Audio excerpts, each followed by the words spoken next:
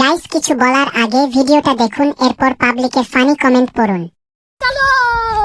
I মাইয়া আমার জামে রাস্তা দিয়ে আইটা গেলে তাকায় থাকো স্কিল লেগারে লাইন মারতে মন চায় লাইন।